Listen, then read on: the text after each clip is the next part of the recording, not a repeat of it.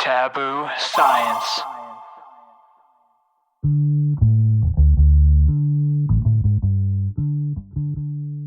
Attraction to monsters is having a moment, but it's been here all along. In the 1954 B movie, The Creature from the Black Lagoon, there's a famous scene where the beautiful female protagonist is swimming as the scaly, fish-like creature watches her from the depths below. At one point, we see her long white legs as he extends a dark, webbed hand and glides his fingers along her feet. She's so close to being captured, and she doesn't even know it. You could interpret this scene in two ways. The typical way is that the creature has evil intentions, and he's just looking for another victim. But in a way, this scene also mirrors a lot of romance movies. A character watches the subject of his heart's desire from a distance, hopelessly in love but too scared to make his feelings known. That's how a 6-year-old Guillermo del Toro saw it. He told The Hollywood Reporter, quote, "The creature was the most beautiful design I'd ever seen. And I saw him swimming under actress Julie Adams, and I loved that the creature was in love with her, and I felt an almost existential desire for them to end up together." Of course, it didn't happen. So the young Guillermo would doodle his fantasy, drawing scenes where the characters were eating ice cream together, sharing a romantic meal, or riding a bicycle built for two. He spent his career trying to recreate Creature from the Black Lagoon from the creature's point of view, but kept facing resistance. But finally, a co-writer of his shared an episode he was writing about a janitor who discovers a creature in a secret government facility and takes it home. Guillermo realized that this was his way in. He bought the idea from the writer and started working on the screenplay that would become The Shape of Water. The Shape of Water does exactly what a young Guillermo wanted. The creature and the female protagonist end up together. There's even a sex scene. The reception to that movie was proof that Guillermo was not the only kid who wanted to see the monster and the human end up together.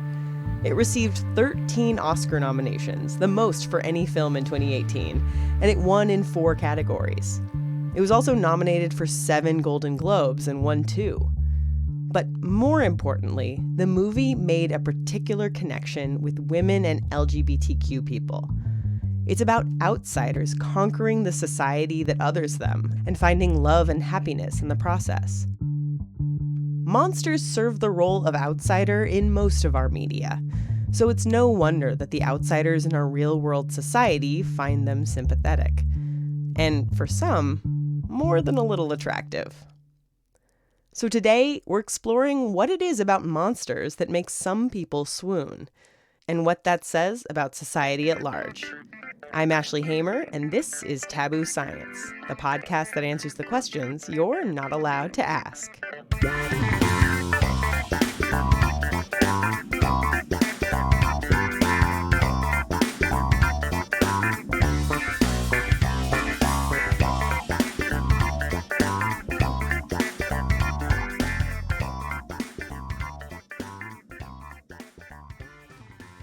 If you're listening to this episode, I'm guessing you're in one of two camps.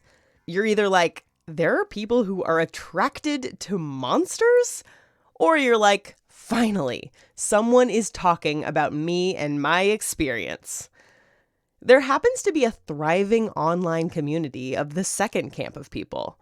People who call themselves Monsterf ckers.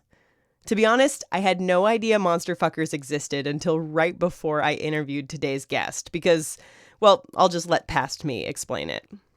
I saw that you used the term Monsterf ckers. I mean, it was more like, it was cleaned up on TikTok. But then last night I was telling a friend that I was going to do this interview and I was explaining the concept and she's like, oh yeah, Monsterf ckers. And I was like, okay, this is the thing.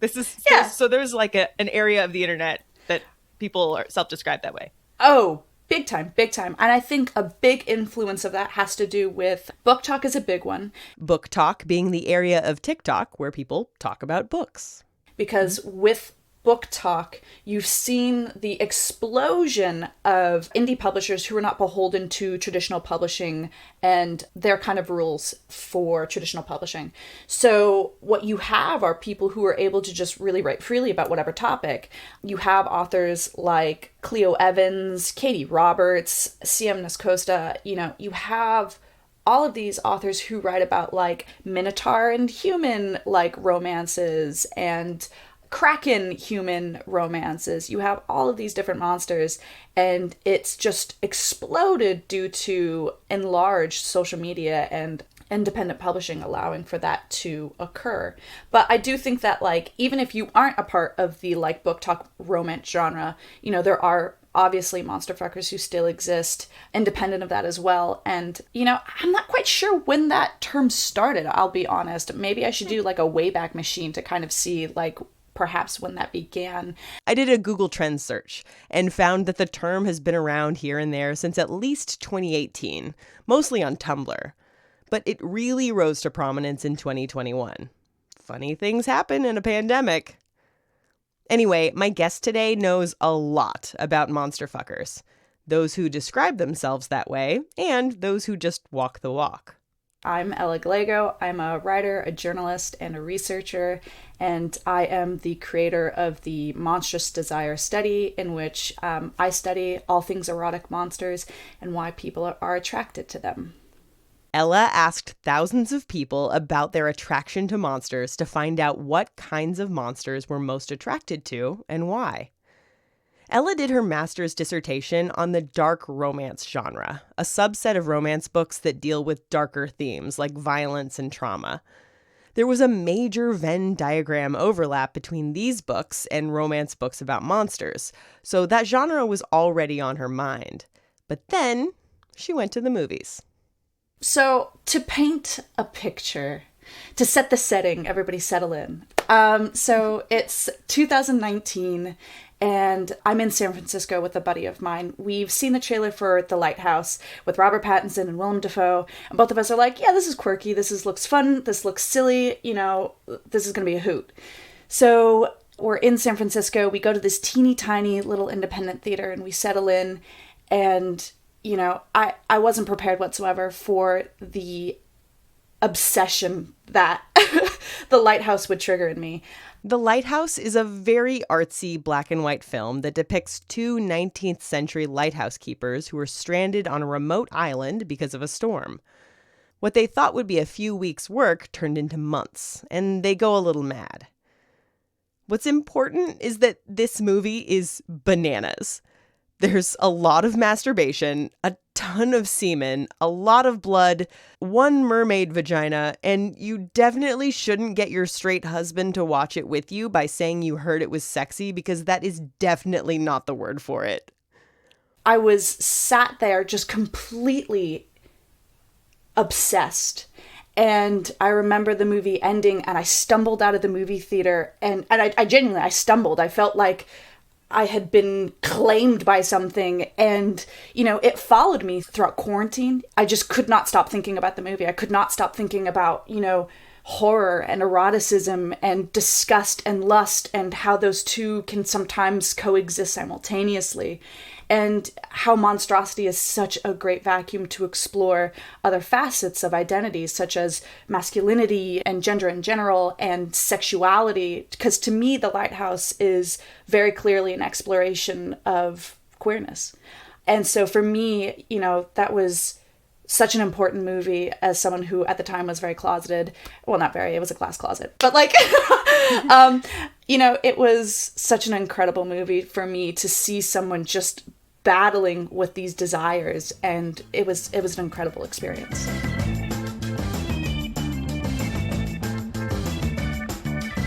Ella was inspired to learn more about the intersection of monsters and desire. And so in the fall of 2022, she developed the Monstrous Desire Study. She sought out participants from across the internet, including Instagram, Twitter, Facebook groups, Discord channels, and subreddits. In the end, she had gathered data from a whopping 2,202 respondents. Not all of them dyed-in-the-wool Monsterf ckers. I wanted both people who self-describe as or self-identify as monster fuckers. And so those are people who are very clearly like, I love monsters, I think they're very attractive, I love them. And then I also wanted people to, quote-unquote, normies, quote-unquote, where I wanted people who didn't self-identify as monster fuckers, but who had perhaps attraction to monsters in a casual sense. So, like, I think a lot of people don't realize that they have had attraction to monsters, and it's hard not to with how popular, say, vampires are in media, or how popular werewolves are in media. Case in point, the most popular monster crushes in Ella's survey. One question asked if people could remember their first monster crush growing up. The number one first crush that people could remember was Beast from Beauty and the Beast. That was mentioned a minimum of 390 times. Amazing. So people were like, Beast. It was Beast. Number one. That is number one. And so I think that's very funny to me because, like, while I don't personally find Beast quote unquote attractive, I do think that the illustrators made him ugly as a human. It was like a setup where I'm like, well, obviously he looks like a freak as a human. What? Okay, well, I guess let's just go back to what we know, obviously. I looked this up. There's actually a moment in the DVD commentary for Beauty and the Beast where they admit that they didn't spend much time on character design for Beast's human form because they knew that people would feel a connection to the form he was in through most of the movie and feel kind of weird when he changed forms. So was it that people loved the Beast or that they hated the human? A little of column A, a little of column B. Number 2, I believe, was Twilight, which makes sense, and that was referenced 180 times. Doesn't matter if you're Team Edward or Team Jacob, Ella threw you in the Twilight bucket. Fight amongst yourselves. And then the third most, which was really fascinating, was the show Gargoyles. And people loved Goliath and people loved Demona. So that was referenced a whopping 106 minimum times. Not to bring my straight husband into this again, but I knew he loved gargoyles as a kid. So I asked him which character he had a crush on. The lady one, he said. I was like, Demona. Her name's Demona. What was it about her? His response? She was the lady one. Fair enough. So what's really interesting about this is that this media is not explicitly about, like, erotic monsters, but it is showing how people engage with media and find monsters erotic. So I think that a lot of my data is also kind of split, interestingly enough, between people who engage in explicitly erotic monsters and that type of media, and then people who made media into something that they could relate to with erotic monsters. Ella also found that identity plays a big role in attraction to monsters.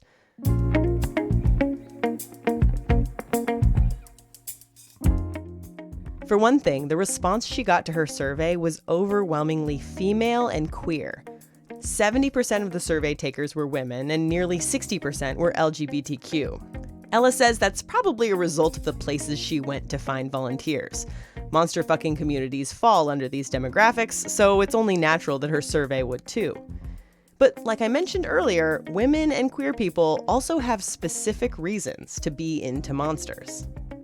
I think that with monstrosity and its special relationship to identity and other meant capital O, what it means to be ostracized or, misunderstood, you're going to have a lot of people who are marginalized really find sympathy with the monster and have that appeal. Monstrosity and desire are neither a neutral thing. And so when you have people whose identities are made political by whatever context that they're in, they're going to have a draw to monstrosity, especially when it comes to desire. And so I think that women, for example, are really drawn to monstrosity because I think that monstrosity for them, in a lot of circumstances, subverts desirability. It subverts how women engage with desirability, especially since, you can have a monster who treats you kindly, who is soft and loving and compassionate. And that in and of itself is a subversion of our understanding of romance, especially for heterosexual women. Heterosexual women who, deal with a lot of patriarchal violence.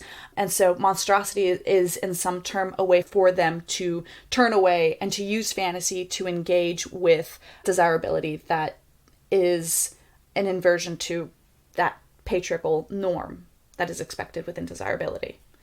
A monster doesn't care if you're wearing makeup. It doesn't care if you can cook and clean. It doesn't care if you're ladylike. A monster is scary at first before you realize how gentle it really is. The precise opposite predicament so many women have found themselves in once they're locked into a marriage with a charming psychopath. But what straight women find in monster romance is pretty far removed from the reason queer people flock to it.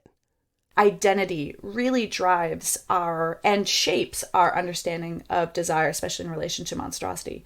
For example, trans and genderqueer people who were really drawn to the monster and felt that, because we've been made to be the monster in society, or because we've been ostracized, because we've been othered, capital O, I can really relate to the monster. I can love and understand, and it's something that, is very kindred.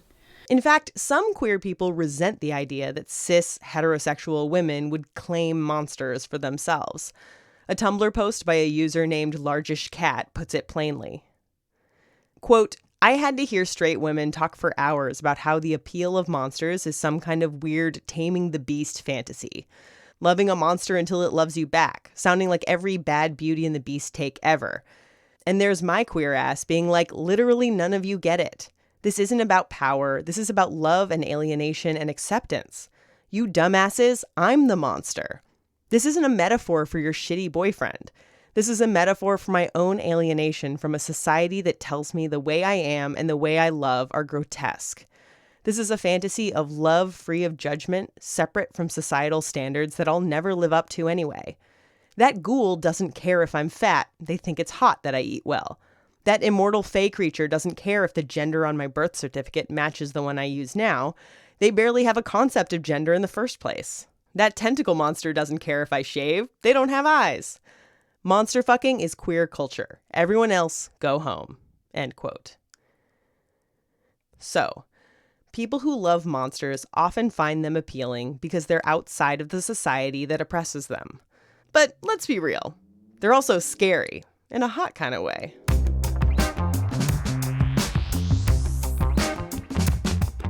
That is such a more romantic interpretation of it than what I was thinking, which is like, it's just about domination. Is it just about domination? I guess no. I mean, to some extent. So you do have people who love like size difference, and like obviously you have power and strength involved. And it can be dominance. It can be. But I think that, there's more to it than dominance. Like, I think fear plays a really big role. One of my the favorite piece of my study is looking at the fact that I believe it's 75% of people. 78%.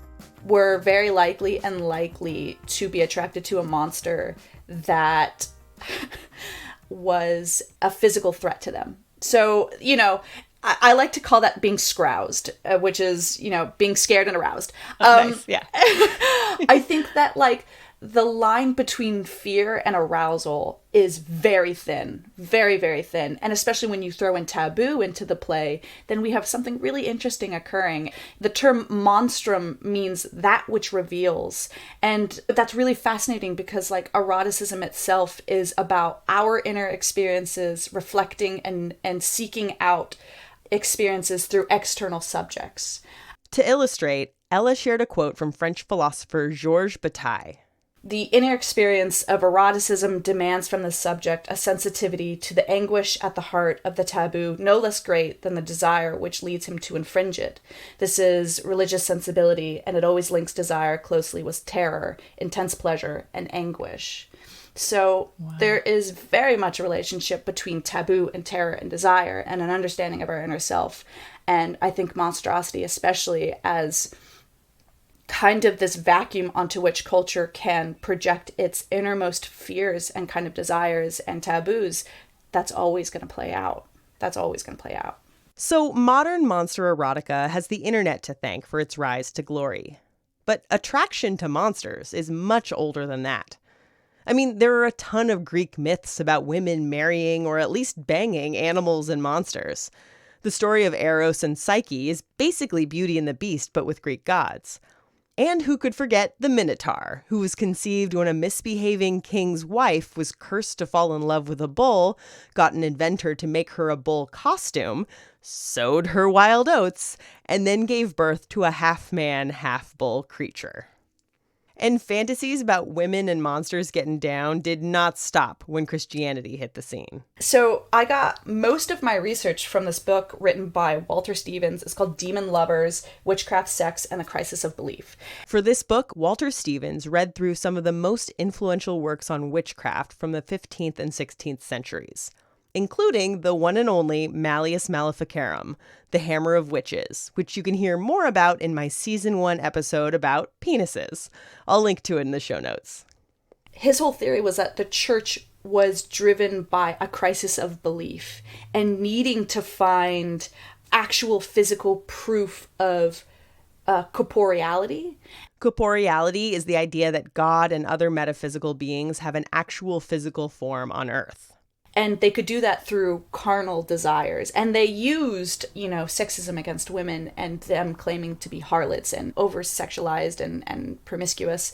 They used that so that they could prove the existence of demons through demon copulation.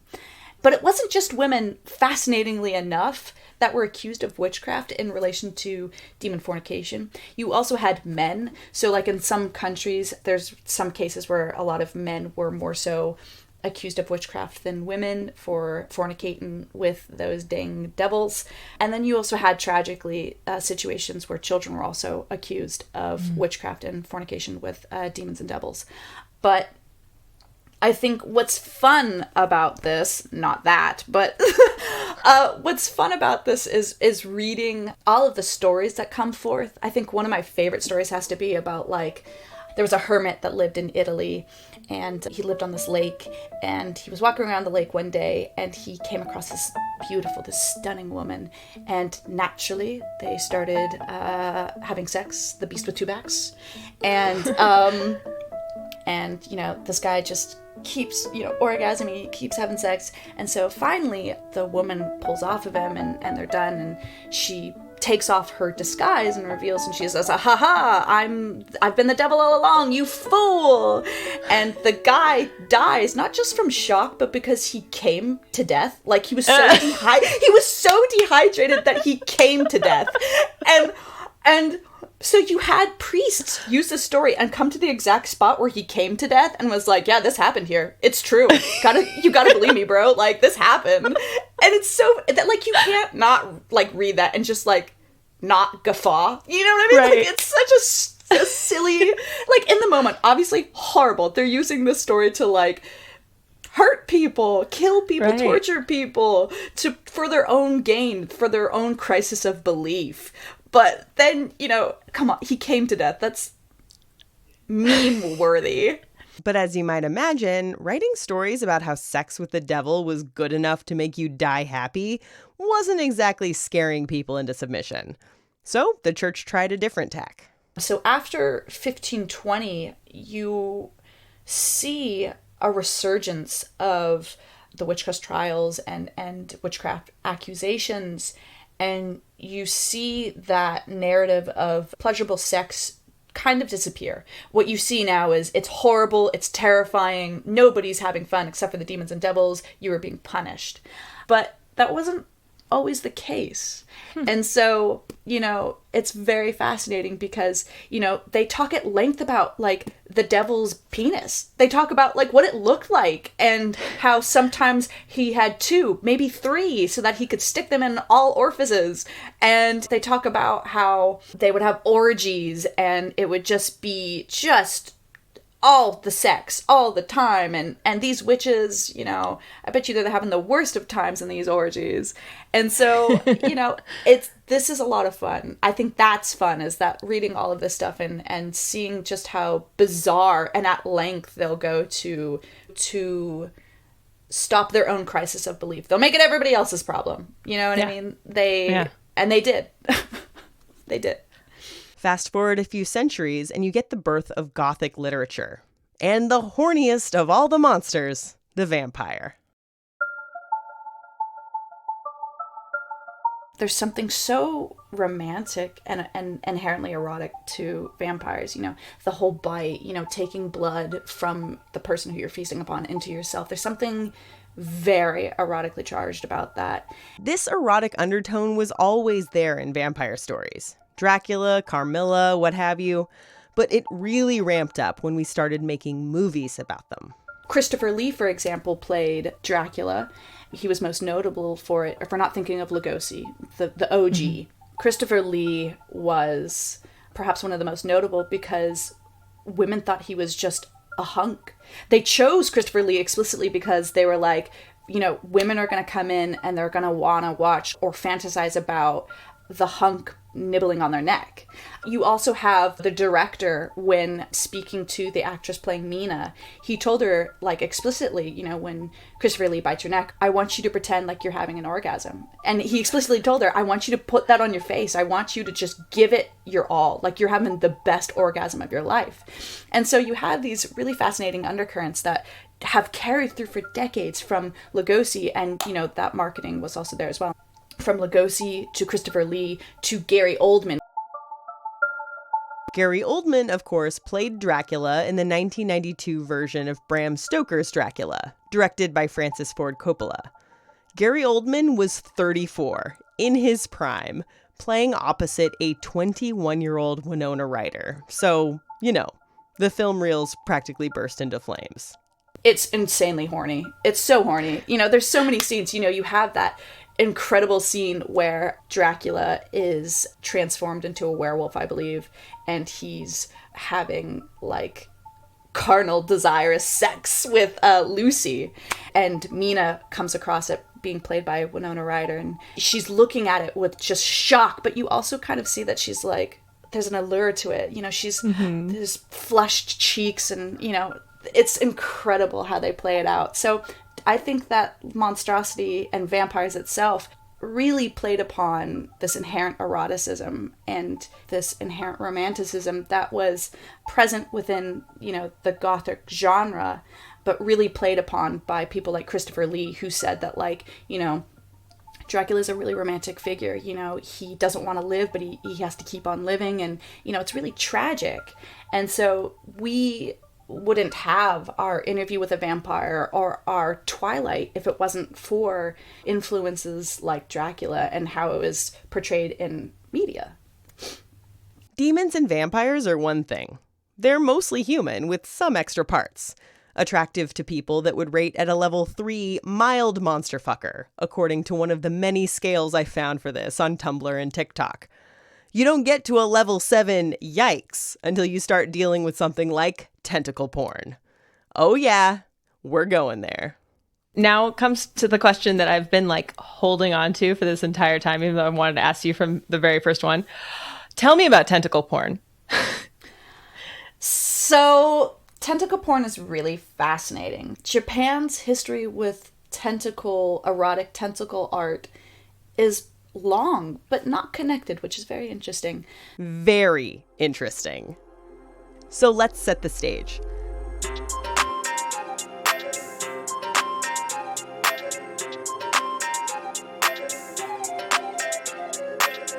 It's the 17th century, and Japan is emerging from centuries of civil wars and social upheavals into a peaceful phase known as the Edo period.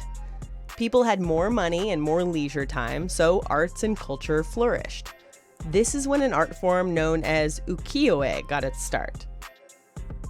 These are woodblock prints and paintings, usually of beautiful women, nature scenes, and images from folklore. Then you had a subgenre of this art form called shunga that was a little racier. It was very explicit of sex. And it didn't have to be about tentacles. More often than not, it was people just having sex. Just people, no animals.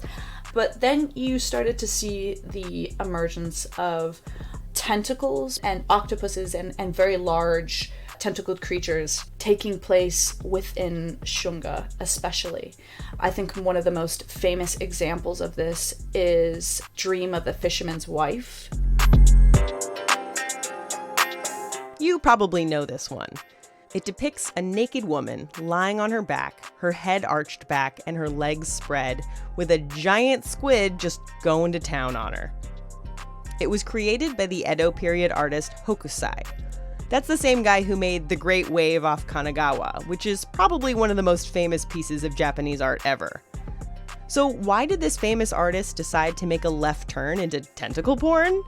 Well, there's a really interesting backstory. And that came about because it was a parody of a Buddhist tale that had evolved throughout time.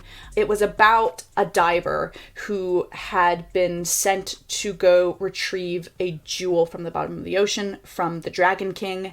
And she stole it, but she was caught and she was trying to run away from the Dragon King's guards. And so she drove her knife into her chest and hid the gem away inside of her.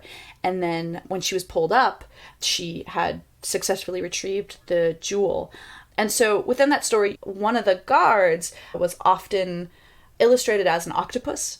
And so what you had was this very interesting parody evolved from that storyline and from those illustrations of the octopus guard catching this diver, and then in the end they start to have sex with one another. And so you have this incredible tentacle art play out, and it influenced Japan greatly in terms of, in that moment, you know, you had a lot of people who started creating more artwork of the tentacles and the octopus, and they are all in essence referencing that tale. So there you have it, right? Buddhist tale about an octopus guard capturing a beautiful diver turns into a racy tale about interspecies sex, which turns into sexy drawings of wandering tentacles. And the rest is history. But no, that's not quite it. Here's the weirdest part of the whole story. You would think that with how big that was, how big shunga played a role in Japan's art history during the Edo period, you would think that that would carry over into the contemporary period from like the 1900s and onward.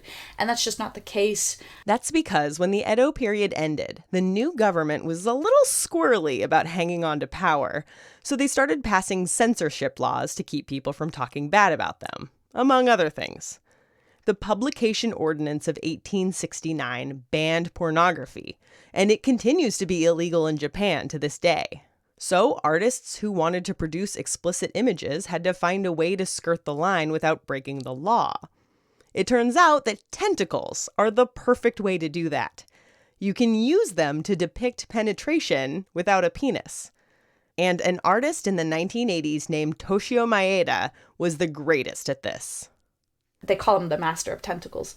And there was an interview with him, and someone asked, you know, did The Dream of the Fisherman's Wife ever influence you? And he was like, I never saw it until I was much older, and that never influenced me. In large part, one, I was a child. Who would ever show a child like sexually explicit stuff like that? Very fair. But I think the other part was he was saying that, you know, a lot of shunga didn't start to reemerge within Japan, he was talking about, until much later on because of censorship. So it's really fascinating to me that Japan can have two tentacle art forms, erotic tentacle art forms that kind of occur within its art history separate from one another. So very fascinating. That's amazing. It reminds me of like how animals keep turning into crabs. I don't know if you're familiar with that cartoonization. It's like they just keep, tentacle porn is such a good like evolutionary niche that people keep making it, right? Just independently. This bears repeating. Tentacle porn, one of the weirdest expressions of human perversion, and I say that in the most loving way possible. It evolved not once but twice in Japan. Independently. What are the freaking chances?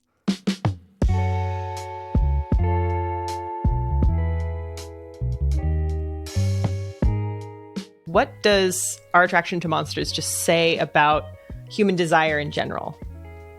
I think that it says that humanity kind of likes to be uncomfortable, likes to question itself sometimes, because if eroticism and monstrosity is about to reveal oneself, to reveal something about one's innermost experience.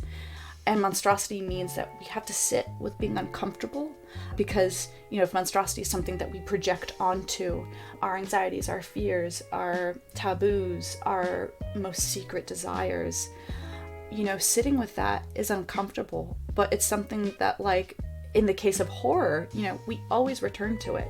We always come back to it. We love to be scared. We love to, like, feel sick to our stomach. Well, some of us love to be sick to our stomach about, situations, when we're watching horror. And I think that discomfort is really fascinating, that we just can't leave it alone.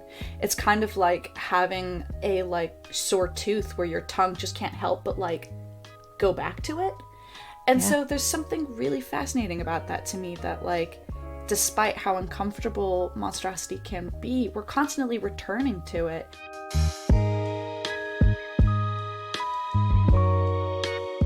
I mean, even say Twilight, what we're seeing is kind of the monster being defanged so that it can fit within our desirabilities and what makes us comfortable. But even that is interesting because it reveals our anxieties. I think that Twilight is a fascinating monster that reveals so much of Stephenie Meyer's anxiety surrounding heteropatriarchy and the fact that she feels that it's threatened and needs to be reinforced through monstrosity.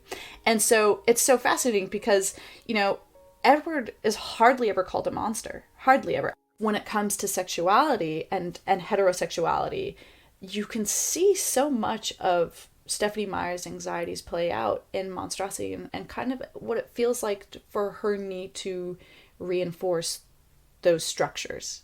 Even though they're already very fully in place. But it's the idea of waiting till marriage and not having sex and squashing your desires, always squashing your desires. And I think that she bastardizes the monster. She bastardizes the monster and the vampire itself, because if we're looking at the Gothic genre and what it means to subvert, the monster is supposed to subvert. It's supposed to be a threat. And if your monster isn't doing that, well, I think you've defanged it. I think you've misunderstood the point. Or you have understood the point and you've created it to fit your own gain. And so I think that monstrosity is always political. It is inherently political. It will never be neutral. And no matter what way, whether a monster is portrayed as, if it's written well or not well, it's always saying something. It's always saying something about culture at large or anxieties, and there's always something to read into it.